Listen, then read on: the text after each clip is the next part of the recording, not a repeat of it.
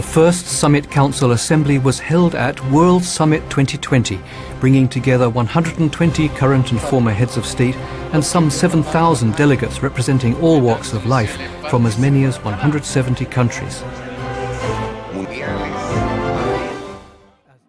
The members of the head table will take their seats. Current heads of state, we're so delighted that His Excellency, the Prime Minister of Cambodia, is with us, the Prime Minister of Niger, Vice President Myanmar, Vice President of the Philippines, Vice President of the Marshall Islands, former Prime Minister Gilani, His Excellency Ambassador Ban Ki-moon,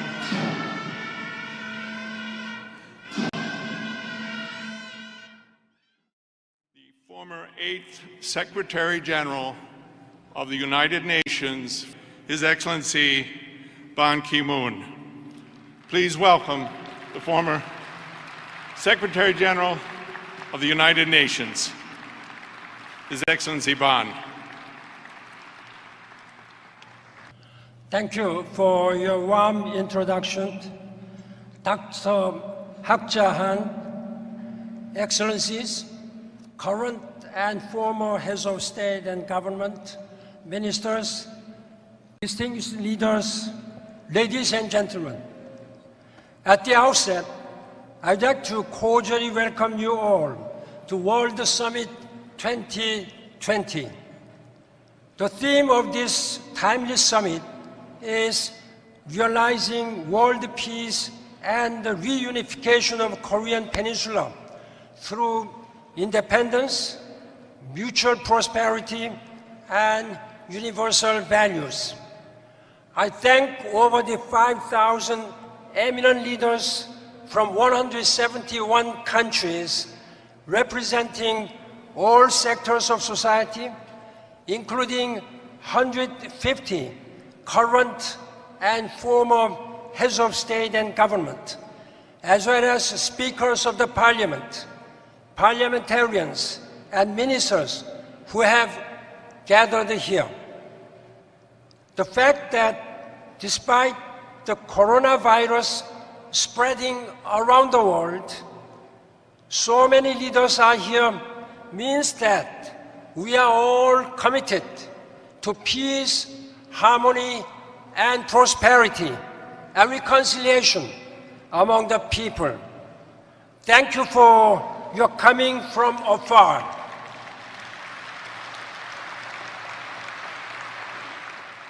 Thank you. Participating present and former heads of state put aside their national interest and pooled their experience and knowledge of government administration and the wisdom thereby gained.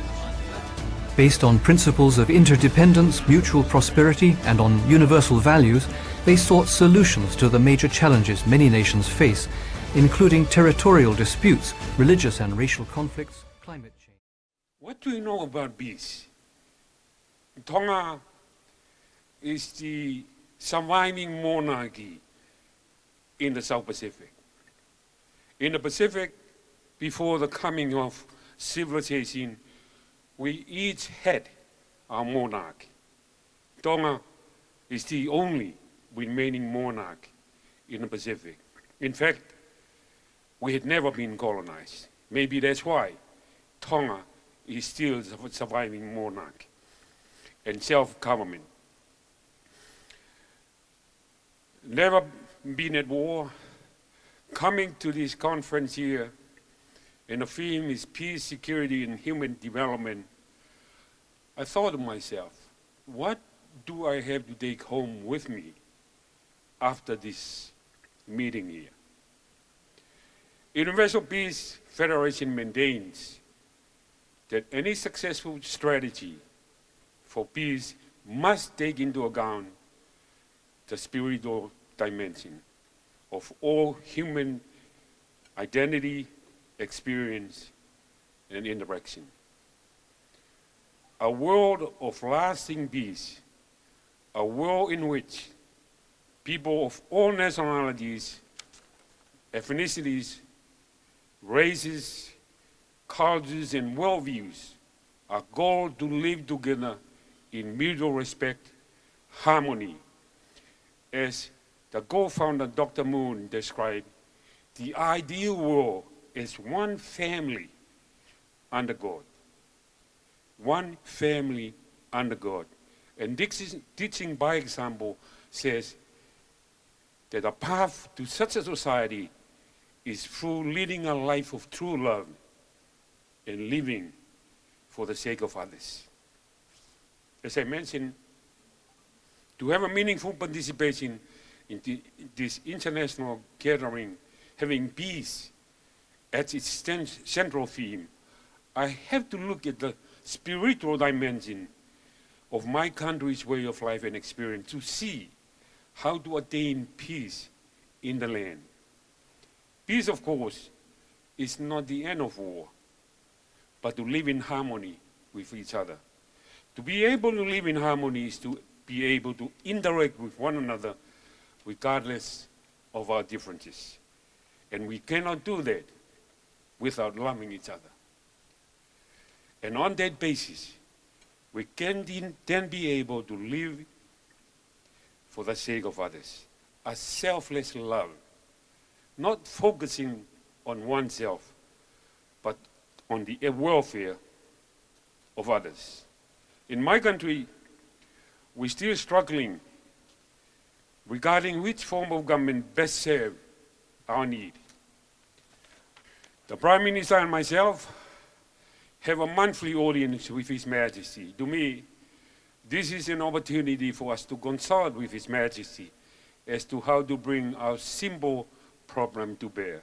If all of us, His Majesty, the Prime Minister, and all those in power, to lead by example by living for the sake of others, we can definitely find ways to bring change to our country in peace and harmony.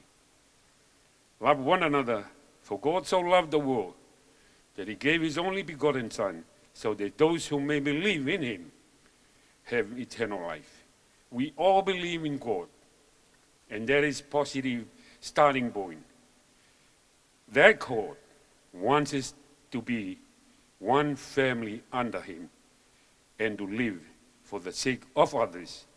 And that is the only way peace can be realized. Thank you.